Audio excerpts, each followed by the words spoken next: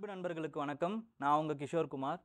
So இது வரைக்கும் நம்ம என்ன பார்த்தோம் அப்படின்னு பார்த்தீங்கன்னா, இங்கிலீஷ் எப்படி வந்து அரசியலா, அதாவது வந்து பொலிட்டிக்கலா எப்படி கான்குவெஸ்ட் பண்ணாங்க இந்தியன் ஸ்டேட்ஸை, starting from Bengal to Punjab, எப்படியெல்லாம் அவங்க பண்ணாங்க, அவங்களோட ஸ்கீம்ஸ் என்ன அப்படிங்கிறத நம்ம யூரோப்பியன் பெனிட்ரேஷன்ஸ் பார்ட் 2ல் பார்த்தோம். அப்படி இல்லைனா வந்து English conquest of India from 1757லேருந்து 1857 வரைக்கும் எப்படி ஆகுது, என்ன மாதிரியான பொலிட்டிக்கல் சுச்சுவேஷன்ஸ் எப்படி வந்தது, அதுக்காக அவங்க என்னென்ன மாதிரியான ஸ்கீம்ஸ் எல்லாம் போடுறாங்க. ஃபார் எக்ஸாம்பிள் கார்ன்வாலிஸ் என்ன மாதிரியான ஸ்கீம்ஸ் போடுறாரு, வெல்லஸ்லி என்ன மாதிரியான ஸ்கீம் போடுறாரு, அதுக்கப்புறமா வந்து டல்ஹௌசி என்ன மாதிரியான ஸ்கீம்ஸ் போடுறாரு அப்படிங்கிறத நம்ம தெளிவாக பார்த்தோம். ஸோ இப்போ நம்ம என்ன பண்ண போகிறோம் அப்படின்னு பார்த்தீங்கன்னா, எக்கனாமிக் அந்த பிரிட்டிஷ் எக்கனாமிக் பாலிசிஸ். ஸோ இதுக்கப்புறம் இந்த பொலிட்டிக்கல் கான்குவெஸ்ட் வந்துருச்சு. ஸோ இது எப்படி வந்து இவங்க இந்த ரூல் பண்ணுறாங்க, என்னென்ன மாதிரியான இதுக்கு பாலிசிஸ் போடுறாங்க, என்னென்ன மாதிரியான ஆக்ட் போடுறாங்க, ஓகேங்களா, இதில் என்னென்ன மாதிரியான அட்வான்ஸ் டெக்னாலஜிஸ் இந்தியாவுக்கு அவங்க கொண்டு வராங்க, இது எல்லாத்தையுமே வந்து இந்த கிளாஸில் நம்ம பார்க்க போகிறோம். ஓகே, ஸோ ஃபஸ்ட்டு நம்ம எடுத்துக்கிட்டோம் அப்படின்னா, ஸோ அப்போ நம்ம இப்போ இந்த 3 சாப்டர் நம்ம முடிச்சிருக்கோம். Decline of Mughal, Indian states and society எப்படி இருந்தது, அதுக்கப்புறமா வந்து beginning of the European settlement. இதுலேயே 2 சாப்டராக நம்ம பார்த்து 2 பார்ட்டாக நம்ம பார்த்தோம். இப்போது structure of the government, economic policies from 1757லேருந்து 87 வரைக்கும் எப்படி இருக்குங்கிறத பார்ப்போம். நெக்ஸ்ட் கிளாஸில் அட்மினிஸ்ட்ரேட்டிவ் ஆர்கனைசேஷன்ஸ் எப்படி இருக்குங்கிறத நம்ம பார்ப்போம். ஓகே, ஸோ ஸ்ட்ரக்சர்னு ஃபஸ்ட்டு எடுத்துக்கிட்டோம் அப்படின்னா, ஸோ இதெல்லாம் இருக்கட்டும், இதெல்லாம் நீங்கள் படிங்க, உங்களுக்காக கொடுக்கப்பட்டது இது. ஓகேங்களா, இது எழுதுறதோடு நான் உங்களுக்கு வந்து அனுப்ப ட்ரை பண்ணுறேன். So first of all British India, Indian government இப்படிங்கிற ஒரு கவர்மெண்ட் வந்து it is not present before 1757. ஓகேங்களா, பேட்டில் ஆஃப் பிளாசியில் தான் அது முதல்ல உருவாகுது. ஓகேங்களா, அதுவுமே வந்து என்னன்னு பார்த்தீங்கன்னா it is at a nascent stage. Okay, so இதுக்கு முன்னாடி ஸோ த கவர்மெண்ட் ஆஃப்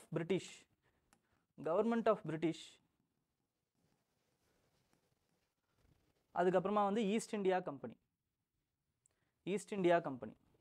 இந்த ஈஸ்ட் இந்தியா கம்பெனி அப்படிங்கிறது இட் வாஸ் ஃபார்ம்ட் இன், நம்ம ஆல்ரெடி பார்த்தோம், இன் 1599. ஓகேங்களா, பை மெர்ச்சன்ட் அட்வென்ச்சரஸ், அது எல்லாத்தையுமே பார்த்தோம். They have conquered as.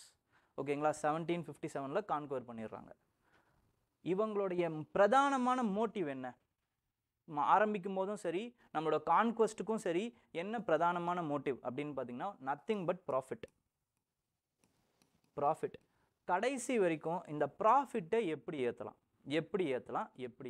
இவ்வளோதான் இவங்களோட எண்ணமே. ஸோ இந்த அடிப்படையில் தான் இவங்க பண்ண எல்லா ஸ்கீம்ஸையுமே நம்ம புரிஞ்சுக்கணும். ப்ராஃபிட்டை எப்படியெல்லாம் ஏற்றலாம், இதுக்கு நடுவில் என்னென்னலாம் ஆகுது அப்படிங்கிறத நம்ம பார்க்குறோம். இப்போது 1757 ஆஃப்டர் பேட்டில் ஆஃப் பிளாசி என்ன ஆகுதுன்னு பார்த்தீங்கன்னா, enormous amount of wealth fall under the position of East India Company. எந்த wealth? It is wealth from Bengal province. அந்த பெங்கால் ப்ராவின்ஸில் என்ன இருக்குது? பெங்கால் இருக்குது, பீகார் இருக்குது, ஒரிசா இருக்குது. இதில் இருக்கிற எல்லா வெல்த்துமே வந்து இவங்க கைக்கு வந்துருச்சு after Plassey and Buxar. So இதை அவங்க என்ன பண்ணுறாங்க அப்படின்னு பார்த்தீங்கன்னா, கண் கூட வந்து யார் பார்க்குறாங்க அப்படின்னு பார்த்தீங்கன்னா, British ruling class is seeing. British ruling கிளாஸும் பார்க்குறாங்க, அதே மாதிரியே அங்கே இருக்கக்கூடிய மர்ச்சன்ட்ஸும் பார்க்குறாங்க, அதுக்கப்புறம் பொலிட்டிக்கல் திங்கர்ஸும் பார்க்குறாங்க.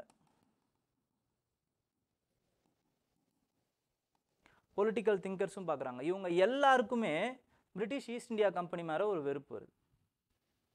ஓகேங்களா, ஏன் வெறுப்பு வருது அப்படின்னா, இவங்களோட மோட்டிவ் என்ன? பிரிட்டிஷ் ஈஸ்ட் இந்தியா கம்பெனியோட மோட்டிவ், அவங்க எப்படி வந்து செயல்படுறாங்க? பேஸ்ட் ஆன் மோனோபோலியோடைய அந்த இதில் தான் செயல்படுறாங்க. ஏன்னா அவங்க குயினோட சார்ட்டர் வச்சுருக்காங்க. விக்டோரியா 3 கிட்ட தான் ஃபஸ்ட்டு அவங்க வந்து சார்ட்டர் வாங்குறாங்க. மோனோபோலி ஈஸ்ட்டுக்கு இந்த side. So cape of good ஹோப்புக்கு ஈஸ்ட்டில் தான் வந்து என்னன்னு பார்த்தீங்கன்னா ஃபுல் மோனோபோலி இருக்கும் அப்படிங்கிற மாதிரி அவங்க வந்து அந்த இது வாங்கியிருக்காங்க. ஸோ மற்ற மர்ச்சன்ட்ஸால் யாராலையுமே வந்து அங்கே ட்ரேட் பண்ண முடியாது. அப்போ எல்லாருமே வந்து என்ன பண்ணுறாங்கன்னு பார்த்தீங்கன்னா தே ஆர் ரொம்ப ஜெல்லஸாக பார்க்குறாங்க ஈஸ்ட் இந்தியா கம்பெனி, அவங்களோட ப்ராஃபிட்ஸை வேறு. ஏன்னா அங்கேருந்து வரக்கூடியவர்கள் என்ன பண்ணுறாங்கன்னு பார்த்தீங்கன்னா ப்ராஃபிட்டோடு வராங்க. போகிறாங்க, போயிட்டு ஒரு 5 வருஷம் உழைக்கிறாங்க, உழைச்சிட்டு கோடி கோடியாக எடுத்துகிட்டு வராங்க. இதை பார்க்கும்போது இவங்கள மாதிரியே நம்மளுமே பண்ணியிருக்கலாமே, இந்த ட்ரேடில் நம்மளுமே இருக்கணுமே, ஆனால் நம்ம இல்லையே அப்படிங்கிற அந்த ஜெல்லசி வருது. அப்போ என்ன ஆகுது அப்படின்னு பார்த்தீங்கன்னா they started to attack the company officials. Company அஃபீஷியல்ஸை வந்து அட்டாக் பண்ண ஆரம்பிக்கிறாங்க. ஓகேங்களா? யார் குறிப்பாக வந்து யாருன்னு பார்த்தீங்கன்னா Robert Clive and Warren Hastings. இவங்க 2 பேர் தான் வந்து அவங்களுடைய பிரதானமான attack. And they are ridiculing them as nawabs மாதிரியே வாழ்கிறாங்க அப்படின்னு வந்து இவங்களோட வார்த்தையில் நபூப்ஸ் அப்படின்னு வந்து கூப்பிடுறாங்க. They are ridiculing them. அதுக்கப்புறம் இவங்க மேலே வந்து விசாரணை கமிஷன்லாம் வைப்பாங்க. இந்த மாதிரி நிறைய விஷயங்கள் நடக்கும். ஓகேங்களா? இந்த மாதிரி வந்து கம்பெனிக்கு வந்து ப்ரெஷர் கொடுக்க வேண்டியது மெர்ச்சன்ட்ஸ். செகண்ட் வந்து யார் சொன்ன பொலிட்டிக்கல் ஆப்போனன்ட்ஸ் இருக்காங்க பார்த்தீங்களா? பொலிட்டிக்கல் ஆப்போனன்ட்ஸ், கம்பெனியை பிடிக்காத சில பொலிட்டிக்கல் ஆப்போனன்ட்ஸ் அவங்க பார்லிமெண்ட்டில் இருப்பாங்க. இவங்க என்ன நினைக்கிறாங்க, இவங்களும் சரி கவர்மெண்ட்டுமே சரி, கவர்மெண்ட்டில் இருக்கக்கூடிய மினிஸ்டர்ஸ் அவங்க என்ன நினைக்கிறாங்கன்னா இந்த கம்பெனியோடைய வெல்த்தை நம்மளுடைய பொலிட்டிக்கல் மைலேஜுக்கு எப்படி யூஸ் பண்ணுறது, இது இவங்களோட தாட் ப்ராசஸாக இருக்குது. அப்போ இவங்க என்ன பண்ணுறாங்க 1767 பார்லிமெண்ட்டில் என்ன பண்ணுறாங்க அப்படின்னு பார்த்தீங்கன்னா பிரிட்டிஷ் பார்லிமெண்ட்டில் they are passing an act. என்ன ஆக்ட் அப்படின்னா they are passing an act which is they are pressurizing or forcing the company to pay nearly 4 lakhs pounds per year as tax வந்து கட்ட சொல்கிறாங்க. ஸோ இதன் மூலமாக என்ன பண்ணுறாங்க அப்படின்னா பாருங்கள், கம்பெனிக்கிட்டேருந்து நாங்கள் டேக்ஸ் வாங்குகிறோம், இதன் மூலமாக பிரிட்டிஷோடைய சிட்டிசன்ஸுக்கு டேக்ஸோடைய சுமையை குறைக்கிறோம். ஸோ நாங்கள் வந்து பிரிட்டிஷ் பீப்புளுக்கு ஆதரவான கவர்மெண்ட் தான் அப்படிங்கிறத இவங்க பொலிட்டிக்கல் மைலேஜாக இவங்க தேர்த்திக்க பார்க்குறாங்க. ஸோ இது ஒரு இம்பார்ட்டண்ட்டான விஷயம். ஃபஸ்ட்டு வந்து மர்ச்சன்ட்ஸ் அவங்க அட்டாக் பண்ணுறாங்க, பிரிட்டிஷ் அஃபீஷியல்ஸாக அட்டாக் பண்ணுறாங்க. நெக்ஸ்ட்டு வந்து பொலிட்டிக்கல் ஆப்போனன்ட்ஸ் என்ன பண்ணுறாங்க, இல்லைனா வந்து மினிஸ்ட்ரியில் இருக்கிறவங்க என்ன பண்ணுறாங்க அப்படின்னு பார்த்தீங்கன்னா கம்பெனியோடைய அந்த பெரிய வெல்த்தை வந்து சுருக்க ட்ரை பண்ணுறாங்க. ஓகே, நெக்ஸ்ட்டு தேர்டு வந்து யார் அப்படின்னு பார்த்தீங்கன்னா தேர்டு வந்து பொலிட்டிக்கல்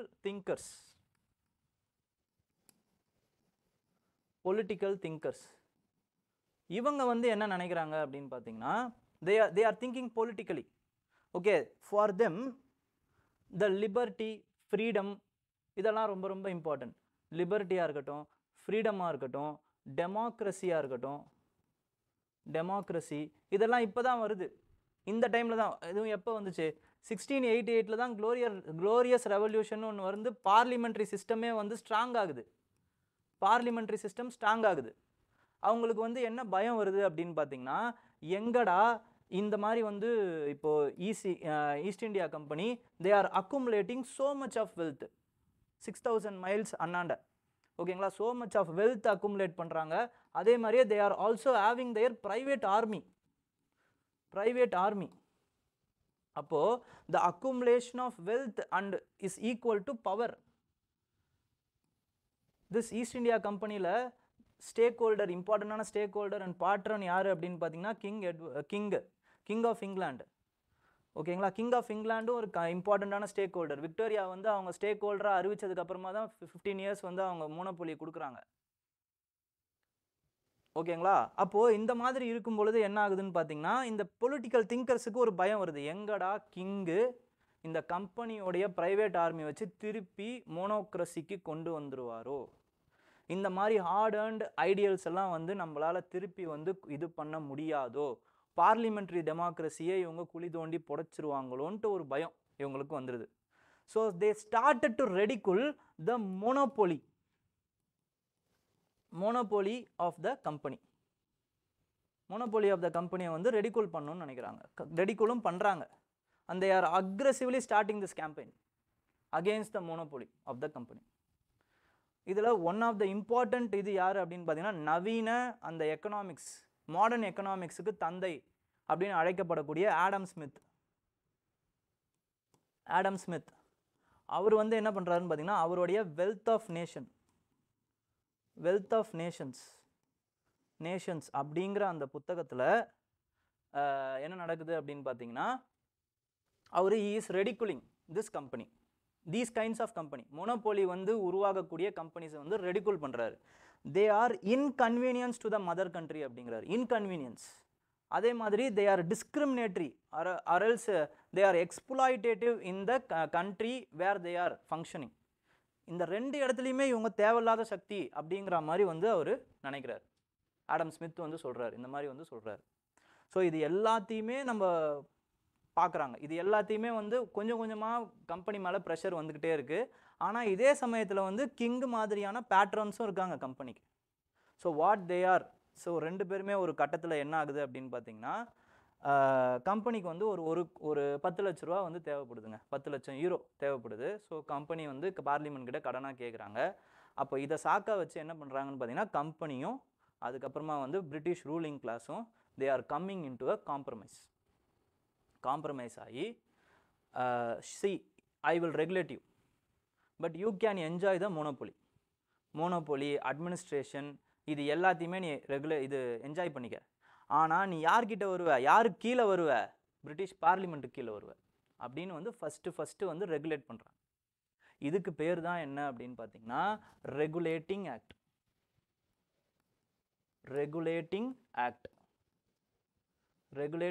ஆஃப் 1773. ஓகேங்களா?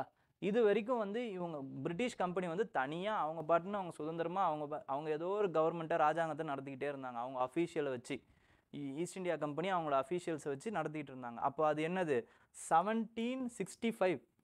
This is the year battle of Plassey Buxar was fought. இந்த பேட்டில் ஆஃப் பக்சர்லேருந்து 1772 வரைக்கும் ஓகேங்களா they had a type of government which is called as dual government. னா என்னன்னு நான் போன கிளாஸ்ல சொல்லியிருப்பேன். என்ன அப்படின்னா first of all they have the nizamat right. ஓகேங்களா? நிசாமுத்தௌலா அவர்கிட்ட இருந்து வந்து நிசாமத் ரைட்டை டெபுட்டி சுபேதார் அப்படிங்கிற அந்த ரைட்டை வந்து வாங்கிடுறாங்க. இந்த சைடில் ட்ரீட்டி ஆஃப் அலகாபாத்தில் வந்து என்ன பண்ணுறாங்க அப்படின்னு பார்த்தீங்கன்னா ஷா ஆலம் கிட்ட இருந்து திவானி ரைட்ஸை வாங்கிக்கிறாங்க.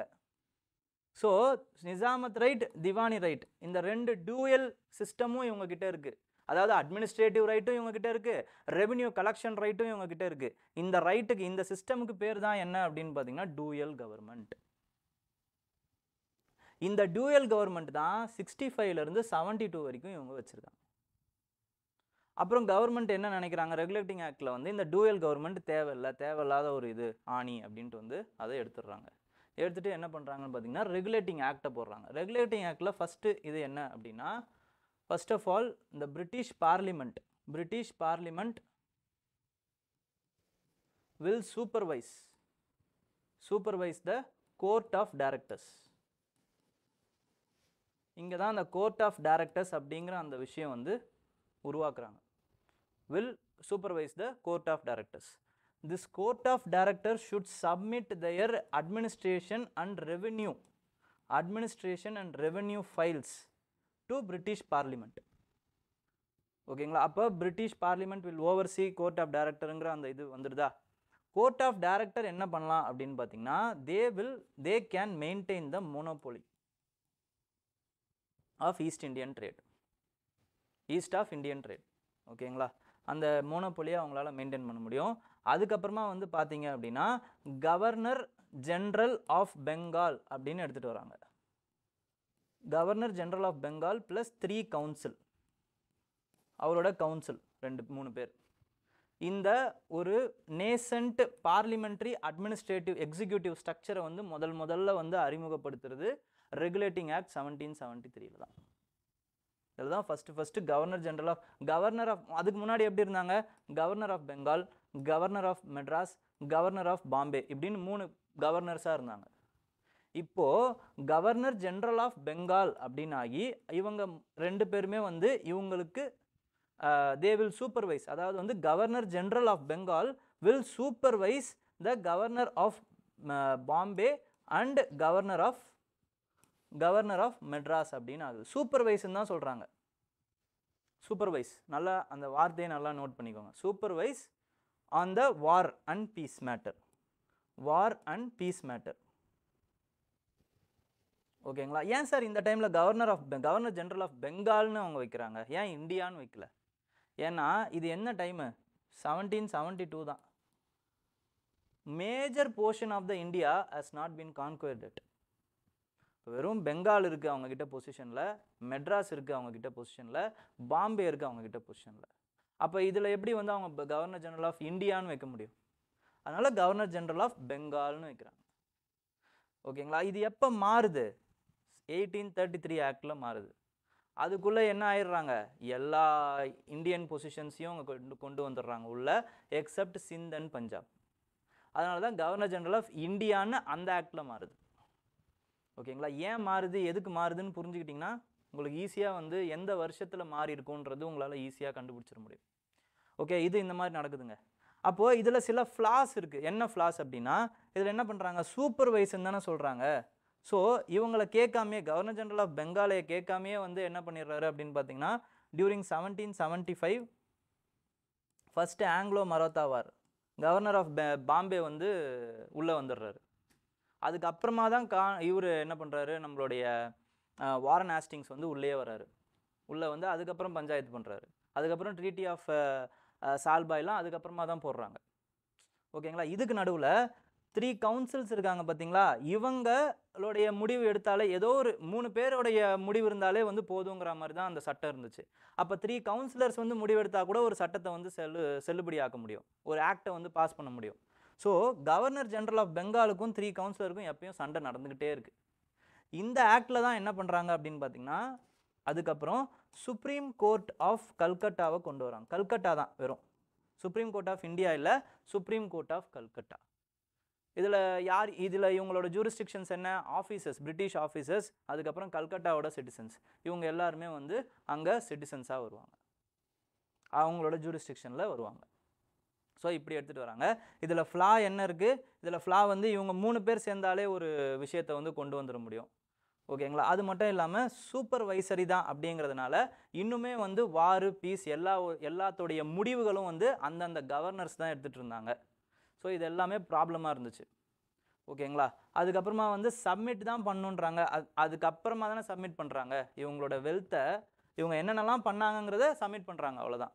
ஓகேங்களா? இட் இஸ் அ போஸ்ட்மார்ட்டம் இது அப்படிங்கிறதுனாலையும் சில ப்ராப்ளம்ஸ் வருது. ஓகேங்களா? அப்போது என்ன பண்ணுறாங்க அப்படின்னு பார்த்தீங்கன்னா, செகண்ட் வந்து there is another act which is called as 1784ல, இது வந்து 1773ல நடக்குதுல்ல, அடுத்து ஒரு 10 வருஷம் கழிச்சு 1784ல there is a act called as Pitt's India Act. Pitt's India Act, Pitt's India Actனு போடுறாங்க. ஓகேங்களா? இதை வந்து ரெகுலேட்டிங் ஆக்ட் ஆஃப் 1784னு சொல்லுவாங்க, இல்லைனா பிட்ஸ் இந்தியா ஆக்ட்னு சொல்லுவாங்க. ஏன்னா வந்து அந்த டைமில் பிரைம் மினிஸ்டராக இருந்தவர் பிட்ஸு. ஓகேங்களா? அவர் போட்டதுனால பிட்ஸ் இந்தியா ஆக்ட்னு பேர். இதில் சில விஷயங்களை மாடிஃபை பண்ணுறாங்க. என்ன மாடிஃபை பண்ணுறாங்க அப்படின்னா, கவர்னர் ஜெனரல் ப்ளஸ் ஒரு கவுன்சில் அவருடைய ஆதரவு இருந்தால் போதும், அந்த கவர்னர் ஜெனரலுடைய அந்த முடிவு வந்து செல்லுபடி ஆகிடும். வேறு எதுவுமே தேவையில்லை. ஃபஸ்ட்டு விஷயம் இப்படி மாடிஃபை பண்ணுறாங்க. ஃபஸ்ட்டு செகண்டு இதில் தான் என்ன பண்ணுறாங்க அப்படின்னு பார்த்தீங்கன்னா, போர்ட் ஆஃப் கண்ட்ரோல் அப்படிங்கிற ஒரு விஷயத்தை கொண்டு வராங்க. போர்ட் ஆஃப்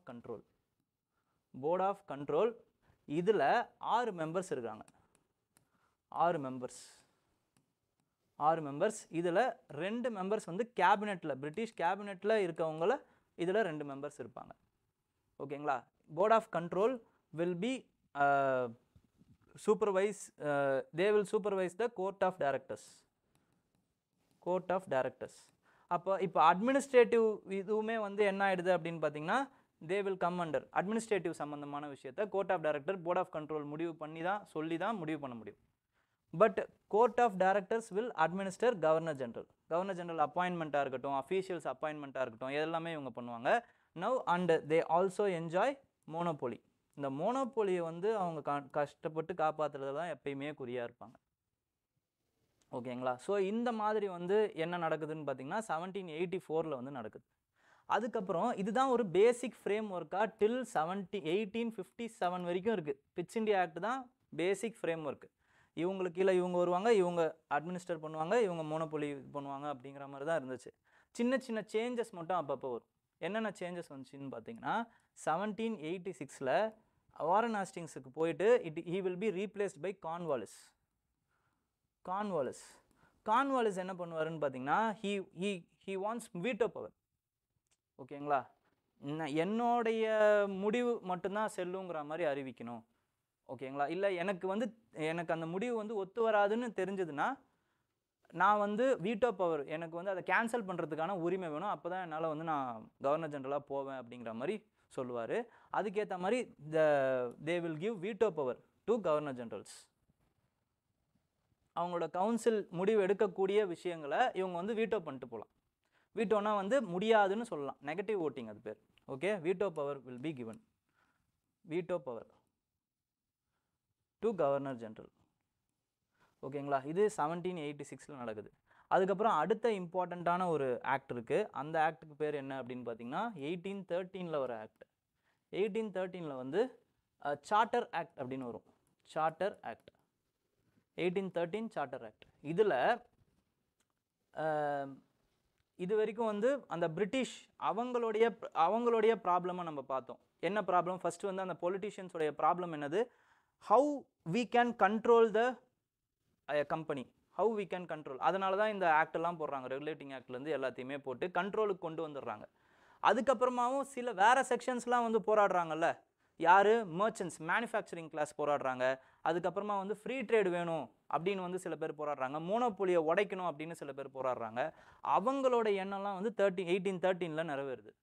என்னன்னு பார்த்தீங்கன்னா the monopoly which is enjoyed by the company was cancelled from 1813 except two goods, tea and in China.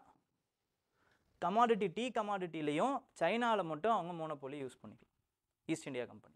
மற்றபடி வந்து எல்லா ட்ரேடர்ஸும் வந்து மற்ற கமாடிட்டிஸ் எல்லாம் வந்து ட்ரேட் பண்ணிக்கலாம் அப்படிங்கிற மாதிரியான ஒரு விஷயத்தை கொண்டு வராங்க. ஓகே, நெக்ஸ்ட் அடுத்து வந்து பார்த்தீங்க அப்படின்னா in 1833 சார்ட்டர் ஆக்டில் இந்த டீ அண்ட் சைனா இதில் இருக்கக்கூடிய மோனோபோலியுமே வந்து கேன்சல் பண்ணி விட்டுறாங்க. ஸோ மொத்தமாக வந்து எல்லா ட்ரேடையுமே வந்து எல்லாருக்குமே வந்து திறந்து விட்டுறாங்க. அது மட்டும் இல்லாமல் என்ன ஆகுதுன்னு பார்த்தீங்கன்னா இந்த சைனா இந்த அட்மினிஸ்ட்ரேஷன், இந்த ஈஸ்ட் இந்தியா கம்பெனி ட்ரேடிங் கம்பெனியாக இருக்குல்ல, அந்த ட்ரேடிங் கம்பெனிக்கு ஒரு முற்றுப்புள்ளியை வச்சுட்டு they became as a solely administrative power.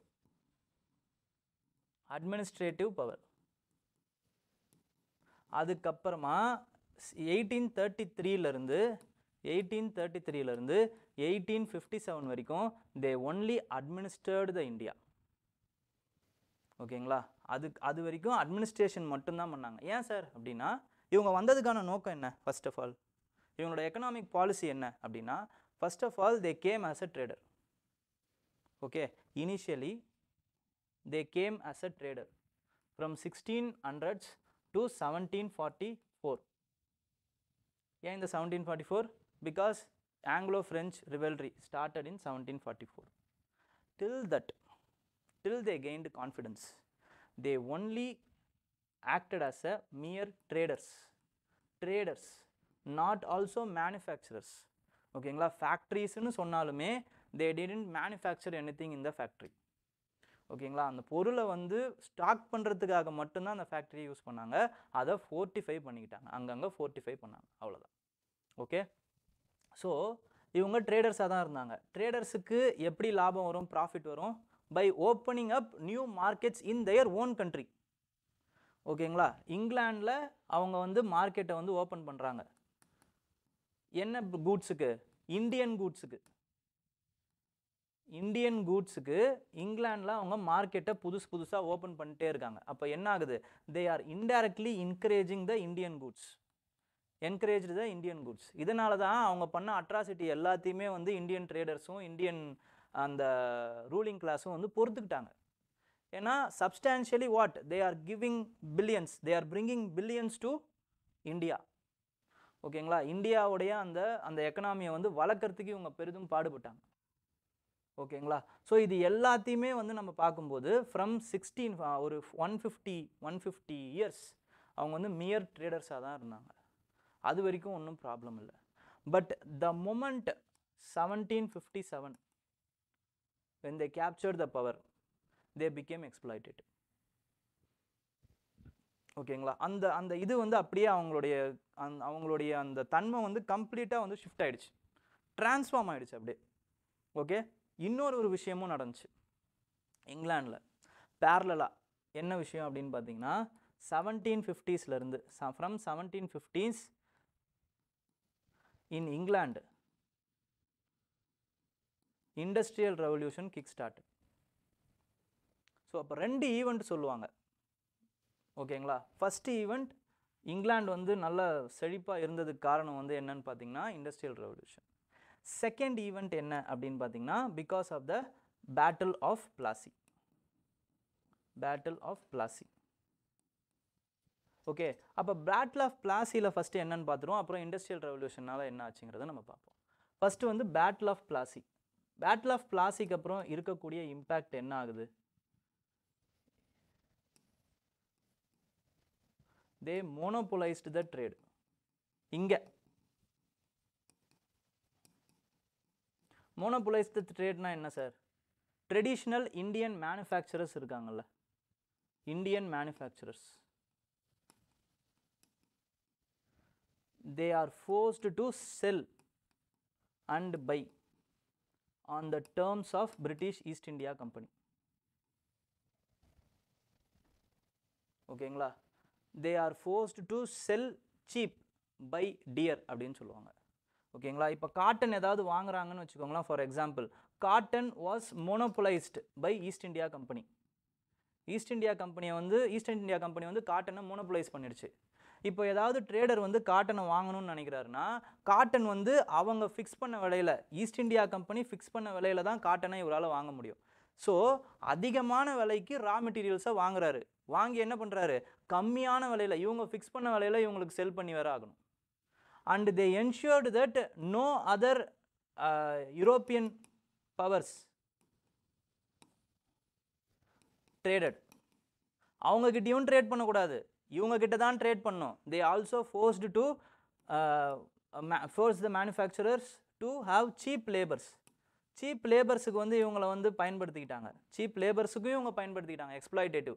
இப்படி எல்லா வகையிலையும் என்ன பண்ணுறாங்கன்னு பார்த்தீங்கன்னா அந்த ட்ரேடை வந்து மோனோபோலைஸ் பண்ணிடுறாங்க. ஓகேங்களா, ஃபஸ்ட்டு விஷயம். செகண்ட் விஷயம் என்ன பண்ணுறாங்க அப்படின்னா, செகண்ட் விஷயம் it is second impact is drain of wealth. Second most important விஷயம் இதுதான்.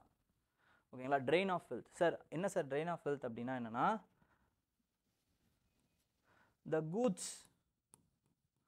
goods which are exported to British from India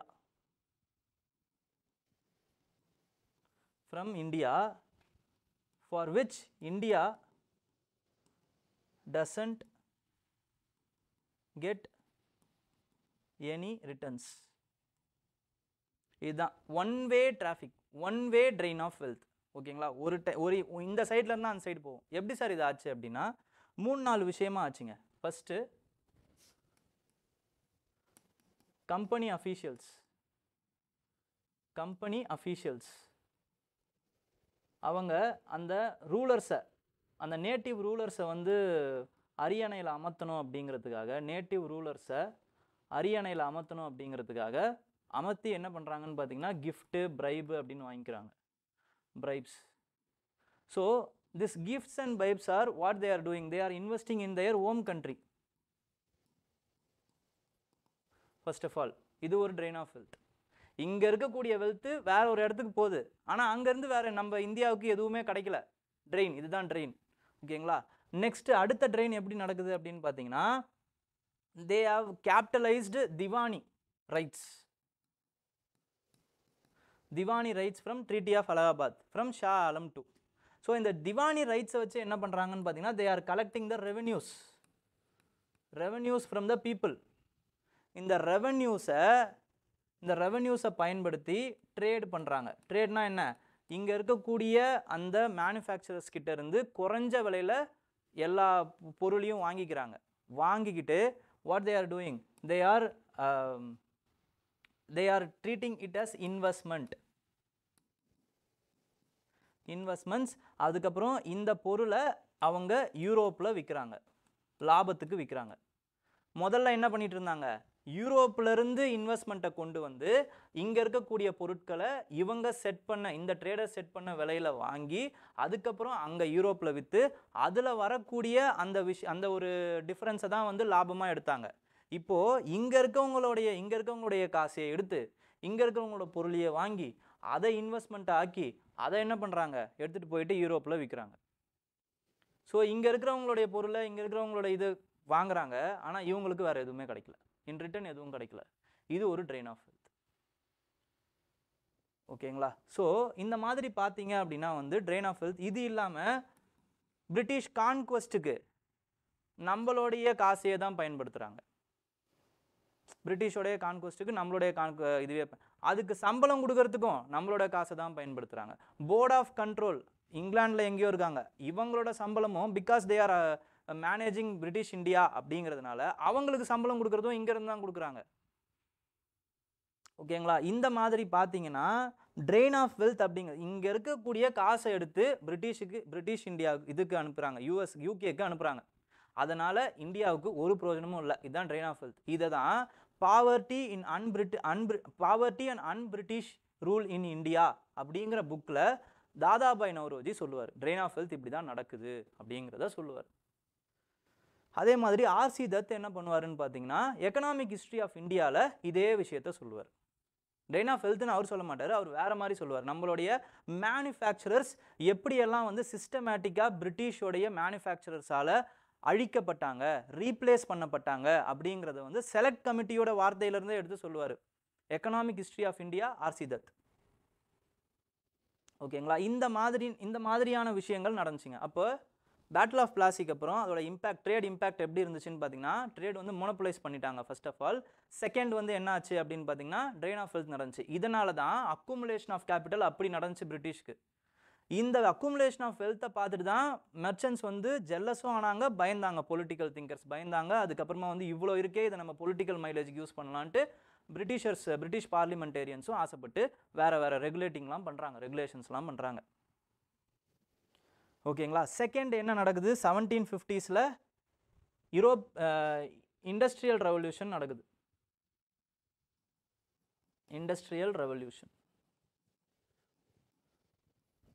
யூரோப்பில் இது இங்கிலாண்டில் முக்கியமாக வந்து 1750s இண்டஸ்ட்ரியல் ரெவல்யூஷன் நடக்குது. இண்டஸ்ட்ரியல் ரெவல்யூஷன் நடக்கிறதுக்கு சில காரியங்களை என்சிஆர்டி சொல்கிறாங்க. That is very very important for you. இதை நீங்கள் வேர்ல்டு ஹிஸ்ட்ரிலையும் எழுதலாம் இந்த பாயிண்ட்ஸை. ஓகேங்களா? ஃபர்ஸ்ட் ஆஃப் ஆல் என்ன அப்படின்னு பார்த்தீங்கன்னா தேர் கலோனியலிஸ்டிக் அண்ட் மெர்கன்டைலிஸ்டிக் பாலிசிஸ். ஓகேங்களா? They had monopolised. யார்? ஈஸ்ட் இந்தியான்னு இல்லை, இங்கிலாந்து. ஓகேங்களா? இங்கிலீஷ் என்ன பண்ணுறாங்க அப்படின்னு பார்த்தீங்கன்னா உலகத்தில் இருக்க எல்லா இடத்தையும் இம்பார்ட்டண்டான இடம், லத்தீன் அமெரிக்காவாக இருக்கட்டும், அதுக்கப்புறம் ஆஃப்ரிக்காவாக இருக்கட்டும், சைனாவாக இருக்கட்டும், இந்தியாவாக இருக்கட்டும், இங்கே இருக்கக்கூடிய மார்க்கெட்ஸை முதல்ல என்ன பண்ணிடுறாங்கன்னு பார்த்தீங்கன்னா ட்ரேடையும் மார்க்கெட்டையும் மோனோபலைஸ் பண்ணிடுறாங்க. They are buying raw materials. இதனால் இவங்களுக்கு கிடைக்குது. ஃபினிஷ்டு குட்ஸாக மாற்றினதுக்கப்புறம் அந்த மார்க்கெட்லேயே இவங்களால் வந்து டம்ப் பண்ணவும் முடியுது. ஸோ அவங்கள மார்க்கெட்டாகவும் பயன்படுத்திக்கிறாங்க. ஸோ ரா மெட்டீரியல்ஸும் கிடைக்குது, மார்க்கெட்டாகவும் பயன்படுத்திக்கிறாங்க. பிகாஸ் ஆஃப் கொலோனியலிஸ்டிக், இம்பீரியலிஸ்டிக், அதுக்கப்புறம் மெர்கன்டைலிஸ்டிக் பாலிசிஸ்னால. நெக்ஸ்ட் இம்பார்ட்டண்ட்டான காரணம் என்ன அப்படின்னு பார்த்தீங்கன்னா செகண்ட் இம்பார்ட்டண்ட்டான காரணம் because of the accumulation of wealth. Accumulation of வெல்த்னு சொல்கிறத விட it is accumulation of capital. ஏன்னா அக்குமுலேஷன் ஆஃப் வெல்த் வந்து யார்கிட்ட இருக்குது இந்த டைமில் இங்கிலாண்டில் அப்படின்னு பார்த்தீங்கன்னா it is the traders are commercial class. Commercial class கிட்ட இருக்குது. அவங்க என்ன பண்ணுறாங்கன்னு பார்த்தீங்கன்னா they are investing in the trade. இதுவே வந்து ஃபியூடலிஸ்டிக் அவங்க கிட்ட இருந்துச்சு அப்படின்னா என்ன பண்ணுவாங்கன்னா தாம் தும்னு செலவு பண்ணியிருப்பாங்க. அதுக்கப்புறமா வந்து ஒருத்தர் வந்து அடிச்சுக்கிறதுல, அதுக்கப்புறம் கோட்டையை பிடிக்கிறதுல, அதுக்கப்புறமா வந்து அந்த நாட்டை வந்து பிடிக்கிறதுல இப்படி பயன்படுத்தியிருப்பாங்க. But this accumulation of capital was in the hands of mercantile இல்லைனா வந்து ட்ரேடர்ஸ் கிட்ட இருந்தது. அதனால் அவங்க இன்வெஸ்ட்மெண்ட்டுக்கு பயன்படுத்துகிறாங்க. ஃபேக்ட்ரிஸை பில்ட் பண்ணுறாங்க, ஓகேங்களா, கமர்ஷியலைஸ் ஆக்குறாங்க, இன்னும் வந்து நிறைய எக்ஸ்ப்ளோரேஷன்ஸ் பண்ணுறாங்க, மார்க்கெட்டை கண்டுபிடிக்கிறாங்க, இப்படி வந்து இந்த மாதிரியான விஷயங்களில் செலுத்துகிறாங்க. ஸோ இதனால் என்ன ஆகுது, இண்டஸ்ட்ரியல் ரெவல்யூஷன் பெருகுது. Okay, second accumulation of capital. Third வந்து என்ன அப்படின்னு பார்த்தீங்கன்னா increase of population. During this time 1740s -87 வரைக்கும் பார்த்தீங்க அப்படின்னா பாப்புலேஷன் வந்து இந்த டைமில் இன்க்ரீஸ் ஆகுது அப்படிங்கிறத சொல்கிறாங்க. பாப்புலேஷனும் இன்க்ரீஸ் ஆகுது. ஸோ அதனால் they acted as a cheap labour ஆகுது. அதுக்கப்புறமா வந்து இந்த பாப்புலேஷன் தான் வந்து எங்கே வராங்க, சிட்டிஸ் வந்து பெருகுது இதனால். ஸோ இதோடைய ட்ராபேக்காகவும் என்ன ஆகுதுன்னு பார்த்தீங்கன்னா ஸ்லம்ஸும் அதிகமாகுது. அதே மாதிரி ஹேவ்ஸ் அண்ட் ஹேவ் நாட்ஸும் ஆகுறாங்க. Haves and have nots. ஓகேங்களா. ஸோ இன்க்ரீஸ் இன் பாப்புலேஷன் இது ஒரு இம்பார்ட்டண்ட்டான காரணம். ஓகேங்களா. ஃபோர்த் இம்பார்ட்டண்ட்டான ரீசன் என்ன அப்படின்னு பார்த்தீங்கன்னா with respect to industrial revolution it is because of the political thinkers.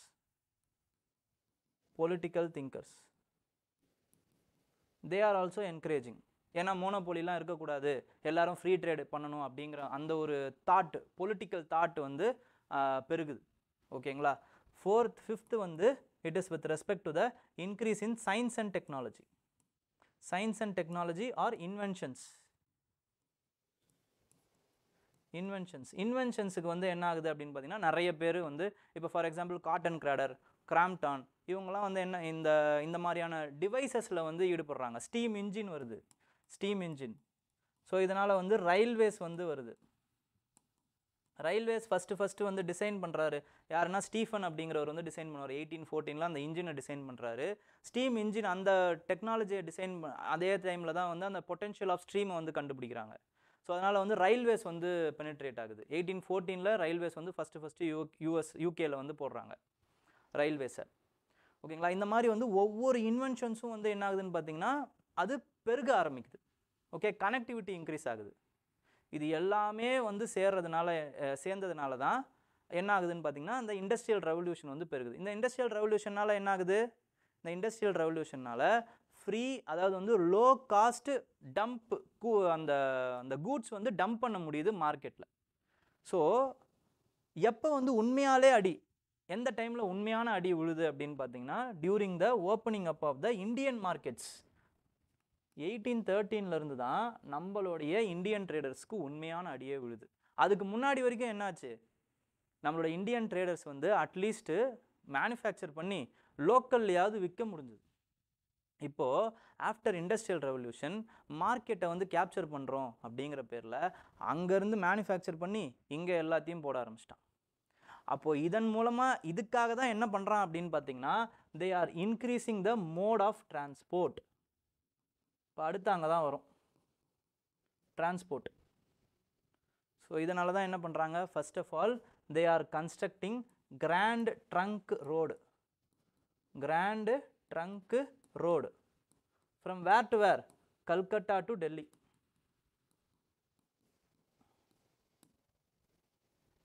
$1856, 1833, 1834 இந்த டைமில் வந்து கிராண்ட் ட்ரங்க் ரோடு பண்ணுறாங்க. அதுக்கப்புறமா டியூரிங் த 1853 இது ரொம்ப ரொம்ப இம்பார்ட்டண்ட். என்ன பண்ணுறாங்க அப்படின்னு பார்த்தீங்கன்னா first railway line from Bombay to Thane. First railway line from Bombay to Thane போடுறாங்க. அதுக்கப்புறமா வந்து ஃபஸ்ட்டு டெலகிராஃபிக் லைன் இதுவும் வந்து 1853 தான் பண்ணுறாங்க. அது வந்து எங்கே பண்ணுறாங்கன்னு பார்த்தீங்கன்னா கல்கட்டா டு ஆக்ரா. கல்கட்டா டு ஆக்ரா.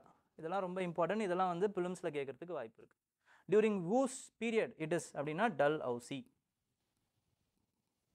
எதுக்கு பண்ணுறாங்க? To penetrate the Indian market, to collection. It will be used for இந்த இந்த இந்த அட்மினிஸ்ட்ரேட்டிவாகவும் வந்து இது பயன்படும். இப்போ டெலகிராஃப் லைன்லாம் போடுறாங்கன்னா ஒரு இடத்துலேருந்து இன்னொரு இடத்துக்கு ஏதாவது ஒரு ரிவோல்ட் நடக்குதுன்னா அதை காப்பாற்றுறதுக்கு, அதை அடக்கிறதுக்கு பயன்படும் டெலகிராஃப் லைனு. இது பார்த்தீங்க அப்படின்னா to easy movement of goods, raw மெட்டீரியல்ஸை கலெக்ட் பண்ணுறது, அதுக்கப்புறம் அவங்களோட ஃபினிஷ்டு கூட்ஸை வந்து இங்கே விற்கிறதுக்கு ரயில்வேஸ் பயன்படும். ஓகே, ஸோ இந்த இந்த இதில் தான், இந்த ஐடியாலஜியில், இந்த ப்ராசஸில் தான் என்ன பண்ணுறாங்கன்னு பார்த்தீங்கன்னா இது எல்லாத்தையுமே அவங்க பண்ணுறாங்க. நெக்ஸ்ட்டு ரயில்வேஸ் அப்படின்னு எடுத்துக்கும் போது சில இம்பார்ட்டண்ட்டான விஷயத்தை, இந்த ஒரு 3 விஷயத்தை நீங்கள் ஞாபகம் வச்சுக்கணும் அப்படின்றாங்க. என்னன்னா, ஃபர்ஸ்ட் ஆஃப் ஆல் இந்த கேபிட்டல் இருக்குது பார்த்தீங்களா, ரயில்வேஸுக்கு கேபிட்டல், அதாவது வந்து investment. These investment took nearly 350 crores. ஓகேங்களா, 350 crores வந்து இன்வெஸ்ட் பண்ணியிருக்காங்க. திஸ் இஸ் முழுக்க it is a British investment, British capital first of all. Okay, ஏன் இதை பண்ணுறாங்க? Because they would get high amount of returns. ஓகேங்களா, 5% ரிட்டர்ன்ஸ் வரும் அப்படிங்கிற அந்த ப்ராமிஸோட தான் வந்து இன்வெஸ்ட் பண்ண நினைக்கிறாங்க. ஃபஸ்ட்டு 50 இயர்ஸுக்கு, செகண்ட் பாயிண்ட் என்னன்னு பார்த்தீங்கன்னா, ஃபஸ்ட்டு 50 இயர்ஸுக்கு தே வில் ஹாவ் லாஸ் அப்படின்னு தெரிஞ்சுமே இன்வெஸ்ட் பண்ணுறாங்க. அதுக்கப்புறமா அவங்களுக்கு ப்ராஃபிட் வரும், ப்ராஃபிட் எடுக்க முடியும் இதனால் அப்படின்ட்டு. ஓகேங்களா, தேர்ட் இம்பார்ட்டண்ட்டான விஷயம் என்ன அப்படின்னு பார்த்தீங்கன்னா, this penetrated and destroyed the Indian market. ஏன்? because the movement of Indian goods were discouraged. Indian goods வந்து discourage பண்ணுறாங்க. because the line has been laid on the interest of British. raw material எங்கெங்கெல்லாம் தேவையோ அந்த இடத்துலையும், market எங்கெங்கெல்லாம் penetrate பண்ணணுமோ அந்த இடத்துலையும், so for the interest of the British they are laying this line. so capitalum Britishோட capital, இன்ட்ரெஸ்ட்டும் பிரிட்டிஷுக்கானது. ஓகேங்களா, so it completely destroys the Indian market. நல்லா ஞாபகம் வச்சுக்கோ. ஓகே, ஸோ நெக்ஸ்ட் அடுத்த இம்பார்ட்டண்ட்டான விஷயம் என்ன அப்படின்னு பார்த்தீங்கன்னா, it is with respect to land revenue. இதுதான் அவங்களுடைய இன்னொரு இம்பார்ட்டண்ட்டான பிரம்மாஸ்திரம் அப்படின்றத சொல்லலாம். ஓகேங்களா, லேண்ட் ரெவென்யூ தான் ரொம்ப important. You have to read it. Okay, so land ரெவென்யூவில் இதை ஏன் சார் ஃபஸ்ட்டு கொண்டு வராங்க? ஃபஸ்ட்டு என்ன இருந்துச்சு அப்படின்னா, இனிஷியலாக ஜமீன்தாரி ரைட்ஸு இதெல்லாம் அவங்க வாங்கினது போது, திவானி ரைட்ஸ்லாம் வாங்கும்போது 1765 எப்படி எல்லாரும் மாதிரியும் கலெக்ட் பண்ணுவாங்க, அதே மாதிரி தான் இவங்களும் கலெக்ட் பண்ணுறாங்க. ஜமீன்தார்ஸ் என்னென்ன மாதிரியான இது கலெக்ட் பண்ணுவாங்களோ அதே மாதிரி தான் இவங்க கலெக்ட் பண்ணுறாங்க. பட் இவங்களுக்கு அது பத்தலை, ஆக்சுவலாக அதுவே இவங்களுக்கு பத்தலை. ஓகே, அடுத்து அப்போ என்ன பண்ணுறாங்க அப்படின்னு பார்த்தீங்கன்னா, வாரன் ஹேஸ்டிங்ஸ் வந்து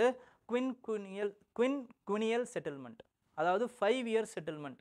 குவினியல்னா 5 இயர்ஸ் அப்படின்னு அர்த்தம். 5 இயர்ஸ் செட்டில்மெண்ட் அப்படிங்கிற அந்த செட்டில்மெண்ட்டை கொண்டு வராரு.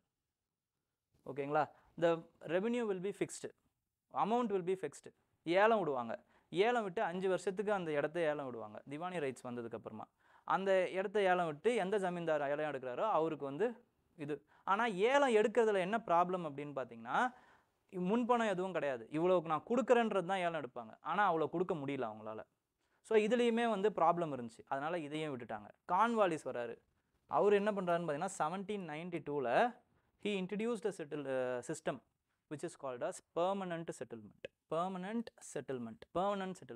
இந்த permanent settlementல என்ன பண்ணுறாங்கன்னு பார்த்தீங்கன்னா, the rate which the East India Company needs is fixed in perpetuity.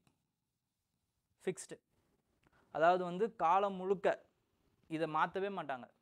பர்பெக்சுட்டியாக எனக்கு இவ்வளோ தான் தேவை அப்படின்னு வந்து ஃபிக்ஸ் பண்ணிடுறாங்க first of all. Okay, so அதுக்கப்புறமா வந்து ரேட் வந்து எவ்வளோன்னா 1/10, 1/11 வந்து கலெக்ட் பண்ணுறது வந்து ஜமீன்தாருக்கு he can have it as his commission. 10 இந்த ஃபிக்ஸ் பண்ண ரேட்டில் 1/11 வந்து ஜமீன்தார் கமிஷன், 10/11 வந்து பிரிட்டிஷுக்கு ஈஸ்ட் இந்தியா கம்பெனி கொடுத்துடணும். ஸோ ஜான் ஷோர் என்ன பண்ணுறாரு அப்படின்னு பார்த்தீங்கன்னா, ஜான் ஷோர் தான் வந்து கான்வாலிஸ் கூட சேர்ந்து இந்த திட்டத்தை வந்து அறிமுகப்படுத்துறாரு. கார்ன்வாலிஸுக்கு அப்புறமா இவர் தான் வந்து கவர்னர் ஜெனரல் ஆஃப் பெங்காலாவும் ஆகுறாரு. ஓகே, 1793 ஆகுறாரு. ஸோ ஜான் ஷோர் என்ன பண்ணுறாருன்னா வந்து ஒரு கால்குலேஷன் கொடுக்குறாரு. கிட்டத்தட்ட 45%, 45% வந்து பார்த்தீங்க அப்படின்னா வந்து இதனால் பிரிட்டிஷுக்கு கிடைக்கும். ஓகேங்களா, 15% ஜமீன்தார்ஸுக்கு கிடைக்கும். வெறும் 40% தான் அந்த உழுகிறவனுக்கே கிடைக்கும். 40% தான் வச்சுருப்பான். 100 மூட்டை வருது அப்படின்னா வெறும் 40 மூட்டை தான் அவனுக்கு. எங்கே போகிறது சொல்லுங்கள்? ஓகேங்களா, முடிஞ்சிருச்சு. ஓகே, இதனால் என்ன ஆகுது அப்படின்னா வந்து நிறைய ப்ராப்ளம் ஆகுது. அதே மாதிரி இவங்க இன்னொரு விஷயத்தையும் பண்ணுறாங்க இந்த பெர்மனன்ட் செட்டில்மெண்ட் மூலமாக. This act has changed the entire socio economic dynamics of the people. அது என்ன சார் அப்படின்னா, they made the land as commodity. லேண்டை வந்து கமாடிட்டி ஆக்கிடுறாங்க. இதுக்கு முன்னாடி வரைக்கும் பார்த்தீங்க அப்படின்னா எந்த அரசருமே வந்து லேண்டை கமாடிட்டிலாம் ஆக்கினதில்லை. லேண்டை விற்கவோ வாங்கவோ முடியாது. அது ஹெரிடிட்ரியாக இருந்துச்சு. ஒரு ராயட் இருப்பார், அதாவது வந்து ஒரு பெசன்ட் இருப்பார், பெசண்ட்டுக்கிட்ட அது உழுவார், அதுக்கப்புறம் அவரோட பையன், அதுக்கப்புறம் அந்த மாதிரி வந்து ஷிஃப்ட் ஆகும். இல்லை அவரால் முடியலன்னா வேற யாராவது வந்து எடுத்து பண்ணுவாங்க. அந்த லேண்டு தான் வந்து அந்த லேண்டில் விளையிற அமௌண்ட்டை தான் வந்து என்ன பண்ணுவாங்கன்னு பார்த்தீங்கன்னா அந்த ஜமீன்தார் வந்து அவருடைய இதுவாக கலெக்ட் தான் பண்ண முடியும். அந்த லேண்டை ஒன்றுமே பண்ண முடியாது. ஆனால் இப்போ பிரிட்டிஷ் என்ன பண்ணிடுறாங்கன்னு பார்த்தீங்கன்னா லேண்டையே வந்து கமாடிட்டி ஆக்கிடுறாங்க. விற்கவோ வாங்கவோ முடியுங்கிற மாதிரி மாற்றிடுறாங்க. அதே மாதிரி ஜமீன்தார்ஸ் என்ன பண்ணுறாங்கன்னா அந்த லேண்டோட ஓனர்ஸ் ஆக்கிடுறாங்க. ஸோ இந்த ரெண்டு விஷயம், லேண்டை கமாடிட்டி ஆக்குறாங்க, ஜமீன்தார்ஸை ஓனர்ஸ் ஆக்கிடுறாங்க. அப்போது இதனால் என்ன ஆகுதுன்னு பார்த்தீங்கன்னா பிரிட்டிஷார்ஸுக்கு அஷ்யோர்டு ரிட்டர்ன்ஸ் வந்துடுது. ஒன்று ஜமீன்தார் கலெக்ட் பண்ணி அந்த காசை கொடுக்கணும், லேண்ட் ரெவன்யூ. அப்படி ஜமீன்தார் வந்து மீறாப்லையா, லேண்டை விற்று இவங்க வேற ஒரு ஜமீன்தாருக்கு கொடுத்துருவாங்க first of all. Second, over நைட்டில் என்ன ஆகிடுதுன்னு பார்த்தீங்கன்னா பெசன்ஸ் வந்து ஒரு மியர் பெக்கர்ஸ் மாதிரி ஆயிடுறாங்க. They are at the mercy of the zamindar. ஏன்னா இவங்களோட லேண்டாக மாறிடுது அது. அப்போ இவங்க எப்போ வேணாலும் வெளியே துரத்தலாம். இப்போ லீகல் இது வரும் பார்த்தீங்களா, சுப்ரீம் கோர்ட் ஆஃப் கல்கட்டா இதுக்காக தான் உருவாக்கப்படுது. இவங்களை வெளியே துரத்துறதுக்கு, இது பண்ணுறதுக்கு, அது பண்ணுறதுக்கு. அப்போ யாரால் சுப்ரீம் கோர்ட்டுக்கெலாம் போக முடியும்? ஜமீன்தார்ஸால் தான் போக முடியும். அப்போ பெசன்ஸ் வந்து அவங்க வந்து மியர் என்ன சொல்கிறது, பெக்கர்ஸ் மாதிரி ஆயிடுறாங்க. அவங்களால ஒன்றுமே பண்ண முடியல. சட்டமும் தெரியாது, ஒன்றும் தெரியாது, எதுவும் தெரியாது ஆக்சுவலாக. ஸோ இந்த மாதிரி வந்து மாற்றிடுறாங்க ஆக்சுவலாக. ஓகேங்களா, ஃபஸ்ட்டு இது இந்த இடத்துல இது நடக்குது. இதே மாதிரியே என்ன ஆகுதுன்னு பார்த்தீங்கன்னா இன்னொன்று யோசிக்கிறாங்க பிரிட்டிஷ். இந்த 15% தேவையில்லாமல் அந்த ஜமீன்தாருக்கு போதே அப்படின்னு நம்ம யோசிச்சு அதுக்கப்புறம் கொண்டு வர்றது தான் என்னன்னு பார்த்தீங்கன்னா, இதெல்லாம் எந்த இடத்துல கொண்டு வராங்கன்னா பெங்கால் ப்ராவின்ஸில் எடுத்துகிட்டு வராங்க பெர்மனன்ட் செட்டில்மெண்ட்டை. பெங்கால், ஒடிசா, ஓகேங்களா. அதுக்கப்புறமா வந்து northern part of the Madras province, okay, northern Circars அப்படின்னு சொல்லுவாங்க, அந்த இடத்துலலாம் வந்து கொண்டு வராங்க. அப்புறம் அவதுலேயும் சென்ட்ரல் இந்தியாவிலையும் என்ன பண்ணுறாங்கன்னு பார்த்தீங்கன்னா டெம்பரவரி செட்டில்மெண்ட்டுன்னு கொண்டு வராங்க. பெர்மனன்ட் செட்டில்மெண்ட் இல்லாமல் டெம்பரவரி செட்டில்மெண்ட்டுன்னு கொண்டு வராங்க. இதே ரூல் தான் அங்கேயும். ஓகேங்களா. நெக்ஸ்ட்டு இங்கே என்ன எடுத்துகிட்டு வராங்க அப்படின்னு பார்த்தீங்கன்னா அதாவது வந்து மெட்ராஸ்லேயும் பாம்பே பிரசிடென்சிலையும் ரயத்வாரி செட்டில்மெண்ட்டுன்னு கொண்டு வராங்க. ஏன்னா இங்கே பிக் ஜமீன்தார்ஸ் யாருமே இல்லை. ஓகேங்களா. அப்போ இதை கொண்டு வரது யாருன்னு பார்த்தீங்கன்னா ரீட் அண்ட் முன்ரோ அப்படின்னு 2 பேர் வந்து என்ன பண்ணுறாங்கன்னா ரயத்வாரி செட்டில்மெண்ட், அதாவது ரயட்ஸ் கிட்ட காசு இது அவங்க லேண்ட் ஓனர்ஷிப்பை கொடுத்துட்றது. அப்போது யார் ஜமீன்தார்? யார்? பிரிட்டிஷ் தான் ஜமீன்தார். அப்போ நீ என்ன பண்ணணும், 45% ஆஃப் த ரெவன்யூவை நீ என்கிட்ட கொடுக்கணும். இப்போ நீ ஸ்ட்ரெயிட்டாக நீ ஜமீன்தார்கிட்ட கொடுக்காம நீ என்கிட்ட கொடுக்கலாம். அப்படி கொடுக்க மறுத்துட்டேன்னா your land will be sold, that's all. ஏலம் விட்டு அந்த காசை நான் எடுத்துப்பேன். ரயத்வாரி செட்டில்மெண்ட் இது. அதே மாதிரி மேலே கொஞ்சம் தூரம் போனதுக்கப்புறம் மகள்வாரி செட்டில்மெண்ட், பஞ்சாப், சிந்து இந்த ஏரியாஸ் எல்லாம் வந்து மகள்வாரி செட்டில்மெண்ட்டுன்னு கொண்டு வராங்க. இதே தான். மகள் அப்படின்னா என்ன அர்த்தம்னா வில்லேஜ் ஹெட்மேன்னு அர்த்தம். ஓகேங்களா. அப்போ அந்த வில்லேஜ் ஹெட்மேன் வந்து என்ன பண்ணுவார்னு பார்த்தீங்கன்னா அந்த ரெவன்யூவை கலெக்ட் பண்ணி வாங்கி கொடுப்பார். ஓகேங்களா. ஸோ இது எல்லா இடத்துல இந்த இடத்துல ஒவ்வொரு இடத்துலையும் ஒவ்வொரு மாதிரி வந்து எடுத்துகிட்டு வராங்க. இதுதான் லேண்ட் ரெவன்யூ செட்டில்மெண்ட். ஓகேங்களா. பெர்மனன்ட் லேண்ட் ரெவன்யூ, அதுக்கப்புறமா வந்து இந்த ரயத்வாரி, அதுக்கப்புறம் மகள்வாரி. இந்த 3 இம்பார்ட்டண்ட்டான விஷயம் தான் ரொம்ப ரொம்ப இருக்கணும். ஓகேங்களா. ஸோ இது இல்லாமல் அட்மினிஸ்ட்ரேட்டிவ் பாலிசிஸ் வந்து பார்த்தீங்கன்னா அடுத்த நான் வந்து நெக்ஸ்ட் கிளாஸில் நான் வந்து சொல்கிறேன். ஓகே. இது வந்து வெறும் எக்கனாமிக் பாலிசி மட்டும்தான். ஸோ ஸோ இதனால் அவங்க எப்படி ஆகுறாங்க, ஃபெமைன் வருது, அப்புறம் வந்து ட்ரேடர்ஸுக்கு இம்பேக்ட் நடக்குது, அதுக்கப்புறமா வந்து ஜமீன்தார்ஸ் பாதிக்கப்படுறாங்க. ஓகேங்களா, அது இல்லாமல் வந்து அதாவது ஓல்டு ஜமீன்தார்ஸ் பாதிக்கப்படுறாங்க. அதுக்கப்புறமா வந்து they are been replaced by the new class of zamindars. இந்த பெர்மனன்ட் செட்டில்மெண்ட் மூலமாக வந்து பிரிட்டிஷ் வந்து இதையும் வந்து நிறுவனம்னு நினைக்கிறாங்க. என்னன்னா பொலிட்டிக்கல் கிளாஸை வந்து பகச்சிக்கிறாங்க. எப்படி பகச்சிக்கிறாங்க? பிகாஸ் பொலிட்டிக்கல் கிளாஸ் தான் இவங்க ரீப்ளேஸ் பண்ணிடுறாங்களே, நேட்டிவ் இண்டியன்ஸ் ரூலர்ஸை இவங்க ரீப்ளேஸ் பண்ணிடுறாங்கல்ல. அப்போ இவங்களுக்கு லாயலான ஒரு பொலிட்டிக்கல் கிளாஸ் இல்லைனா ரூலிங் கிளாஸ் தேவைப்படுது. இப்போ இவங்க என்ன பண்ணுறாங்க, the old system of zamindars has been replaced by the new zamindars. Second வந்து என்ன ஆகுது அப்படின்னு பார்த்தீங்கன்னா, இந்த ஜமீன்தார்ஸ் தான் வந்து இவங்களுக்கு ஒரு இந்தியாவில் இருக்க கடைசி வரைக்கும் லாயலான ஒரு பிரிவினராக இருக்காங்க. தேர்ட் வந்து என்ன நினைக்கிறாங்க அப்படின்னா, இந்த ஜமீன்தார்ஸ் வந்து இந்த லேண்டுக்கு ஏதாவது இம்ப்ரூவ் பண்ணுறதுக்கு இவங்க இன்வெஸ்ட்மெண்ட் பண்ணுவாங்கன்னு இவங்க நினைக்கிறாங்க. பட் இந்த ரெண்டும் நடக்கலை, ஃபஸ்ட்டு விஷயம் மட்டும் நடக்குது. கடைசி வரைக்கும் இவங்க லாயலாக இருக்காங்க. பிரிட்டிஷர்ஸுக்கு லாயலாக இருக்கக்கூடிய ஒரே ஒரு இம்பார்ட்டண்டான ஆளுங்க யார் அப்படின்னு பார்த்தீங்கன்னா கடைசி வரைக்கும் ஜமீன்தார்ஸ் தான். ஏன்னா இவங்க உருவாக்கப்பட்ட கிளாஸ் இது, பிரிட்டிஷர்ஸால் உருவாக்கப்பட்ட கிளாஸ் இது ஆக்சுவலாக. அதனால் இவங்க லாயலாக இருக்காங்க. ஓகேங்களா, ஸோ இது எல்லாமே இம்பார்ட்டண்ட். ஓகே, இப்படி தான் வந்து எக்கனாமிக் அந்த இம்பேக்ட் இல்லைனா எக்கனாமிக் அந்த பாலிசிஸ் நடக்குது. இந்த பாலிசினால தான் 1857 இது நடக்கும், ரிவோல்ட் நடக்கும். இந்த 1857 அப்புறம் எக்கனாமிக் கான்சிக்வன்ஸ் என்னங்கிறத நம்ம அப்புறம் பார்ப்போம். ஓகேங்களா, பிரிட்டிஷ் ரூலால் இந்த 100 வருஷ ஆட்சினால இதெல்லாம் இந்த பாலிசிஸ்லாம் இப்படி கொண்டு வராங்க அப்படிங்கிறத மட்டும் இப்போ நம்ம பார்த்துருக்கோம். ஓகே, ஸோ நெக்ஸ்ட் வந்து என்னன்னு பார்த்தீங்கன்னா கொஸ்டின்ஸுக்கு போயிடலாம். ஸோ கொஸ்டினை பொறுத்த வரைக்கும், which of the following statements correctly explains the impact of industrial revolution on India during the first half of the 19th century.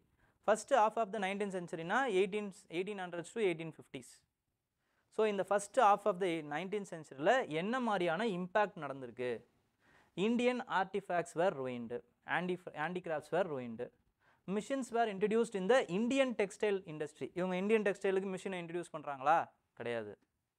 Railway lines were laid in many part of the country. 50s இருந்து தான் ஆரம்பிக்குதே, 1853 தான் ஆரம்பிக்குது. ஆனால் இது first of of the 19th century. அப்போ இதுவும் கிடையாது. ஓகேங்களா, heavy duties were imposed on the imports of British manufacturers. அது நடக்கவே வாய்ப்பே கிடையாது. இந்தியன் மேனுஃபேக்சரர்ஸுக்கு தான் டியூட்டிஸ் அங்கே ஹெவியாக வந்து போடுறாங்க. ஓகேங்களா, இன்னும் ரொம்ப இதுவாக சொல்லணும் அப்படின்னா 1720s ஒரு நியூஸ் அட்டை இருக்கான். என்னன்னா, a lady was fined 200 pounds for carrying a kerchief. ஏன்னா வந்து பேண்ட், அதாவது வந்து இந்தியன் டைடு காட்டன் பொருட்கள்லாம் வந்து அங்கே பேண்ட் ஆச்சு அந்த டைமில். பிகாஸ் இந்த மர்ச்சன்ட்ஸ் வந்து அந்த அளவுக்கு வந்து அக்ரெசிவாக ஃபைட் பண்ணிகிட்டு இருக்கான் பார்லிமெண்ட்டில். நீங்கள் இதை பண்ணக்கூடாது, அதை பண்ணக்கூடாது, எங்களுக்கு கன்செஷன் கொடுக்கணும், அப்படி இப்படின்னு பண்ணிகிட்டு இருக்காங்க. ஓகேங்களா, அப்போது இந்த சூழ்நிலையில் எப்படி இம்போர்ட் டியூட்டிஸ் வந்து பண்ணியிருப்பாங்க? ஸோ இதுவும் கிடையாது. இப்போ என்ன தான் answer? A is the answer. Indian artefacts were handicrafts were ruined. That's all. So second, with respect to consider the following statements about the Charter Act 1813. It ended the trade monopoly of East India Company in India except for trade in tea and trade with China. It ended the trade monopoly of East India Company in India except trade in tea and trade with China. 2019 கேட்ட question. இதனால தான் இந்த ஆக்ட்லாம் ரொம்ப இம்பார்ட்டண்ட்டாக படிக்கணும். அதே line இருக்குது பாருங்கள். ஃபஸ்ட்டு ஒன்று வந்து கரெக்டு. அப்போ you can eliminate B eliminate பண்ணுங்கள். It asserted the sovereignty of the British crown over the Indian territories held by the company. It asserted தான், சாவர்னிட்டியை வந்து அசர்ட் பண்ணுது. ஓகேங்களா, next, the revenues of the India were now controlled by British பார்லிமெண்ட்டுங்கிறது தப்பு. ஓகேங்களா, revenues வந்து இன்னும் அவங்க தான் கண்ட்ரோல் பண்ணிட்டுருக்காங்க. ஓகே, ஸோ ஆன்சர் வந்து என்னன்னு பார்த்தீங்கன்னா A is the answer, 1 and 2 only. Okay, அப்போ இப்போ என்ன பண்ணணும் நீங்கள் அப்படின்னா, what you have to do, you have to write in your notes 1813 பற்றி ஏதாவது ஒரு நோட்ஸ் எடுத்து வச்சுருந்தீங்கன்னா இந்த லைன் இருக்கான்னு பாருங்கள். ஃபஸ்ட்டு லைன் இருந்துச்சுன்னா ஓகே, பிஒய்க்யூன்னு பக்கத்தில் போட்டு வச்சுக்கோங்க. நெக்ஸ்ட்டு இந்த லைனுக்கு வாங்க. இந்த லைன் நீங்கள் எழுதலையா, எழுதி வச்சுக்கோங்க உங்கள் நோட்ஸில். இந்த லைனுக்கு வாங்க. இந்த லைனை நீங்கள் எழுதி தப்பு போட்டு வச்சுக்கோங்க. கிடையாதுன்னு அர்த்தம். இப்போ ரிவைஸ் பண்ணும்போது இப்படி தான் நீங்கள் பிஒய்க்யூவை நீங்கள் உங்கள் நோட்ஸில் இன்டகிரேட் பண்ணி ரிவைஸ் பண்ணணும். ஓகேங்களா? சும்மா பிஒய்க்யூ பார்த்துட்டோம் காற்றுல விட்டோன்னு இருக்கக்கூடாது. Who among the following was or were associated with the introduction of Rayatwari settlement? Cornwallis permanent settlement. So Ryotwari செட்டில்மெண்ட்டுக்கு வரமாட்டார். ஓகேங்களா? அலெக்சாண்டர் ரீட், தாமஸ் முன்ரோ, இவங்க தான் ஆன்சர். 2 and 3 is the answer. That's all. Okay, so that's all friends. So economic policies வந்து உங்களுக்கு புரிஞ்சிருக்கும் அப்படின்றத நான் நம்புகிறேன். ஏதாவது டவுட்ஸ்னால் நீங்கள் கமெண்ட்டில் சொல்லலாம். ஷேர் பண்ணுங்கள் வீடியோவை. All the best. ஜாலியாக இருங்க.